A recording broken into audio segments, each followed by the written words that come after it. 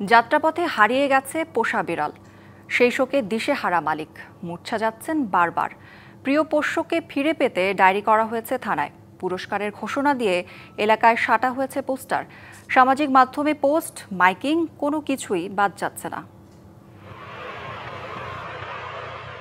12 June রাত 12টার দিকে আলেয়া আক্তার তার পোষা বিড়াল পঙ্কিকে নিয়ে পরিবারের সদস্যদের সাথে রাজধানীর উদ্দেশ্যে যাত্রা করেন। জামালপুর শহরের বজ্রাপুর এলাকায় রাজীব বাস কাউন্টারে বাসের জন্য অপেক্ষা করছিলেন তারা। কিছুক্ষণ পর আলেয়া আক্তার দেখেন পঙ্কি তাদের সাথে নেই। বাসস্ট্যান্ডের অতিরিক্ত শব্দে ভীত সন্ত্রস্ত হয়ে বাক্সের দরজার ফাঁক গলিয়ে সে বেরিয়ে যায় বলে ধারণা করা হচ্ছে। অনেক খোঁজাখুঁজির পরও সন্ধান মেলেনি তার। পোষা প্রাণী হারিয়ে যাওয়ায় বিষণ্ণ আলেয়া ছেড়ে দিয়েছেন রান্না বান্না, খাওয়া দাওয়া। এর ছায়া পড়েছে পুরো পরিবারে।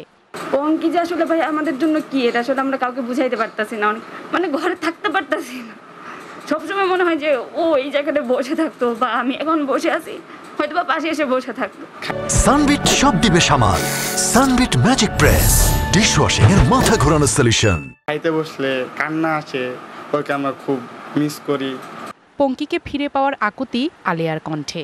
শুধু আমার পঙ্কিটার একটু ফিরত এটা দেন, আমি ওরে ছাড়া তো থাকবার পাইতেছি না। ও তো আমার আরেকটা সন্তান, ওরা তো আমি কখনো একটা পশু মনে করিনি। পুলিশ বলছে বিড়ালকে খুঁজে পেতে সব ধরনের ব্যবস্থা নেওয়া হচ্ছে। পশু যদি এরকম হয়তো তৎপরিত হয় না, কিন্তু যেহেতু ওনারা রাশিয়ান একটা বিড়াল হারানো গেছে, আমরা বিড়ালটা অবশ্যই খোঁজাখুঁজি করতেছি, খোঁজাখুঁজি অব্যাহত আছে, আমরা এটা প্রক্রিয়াধীন আছে। পোষা প্রাণীর প্রতি আলিয়ার এমন দরদ পুরো এলাকার মানুষের মধ্যে ছায়া ফেলেছে।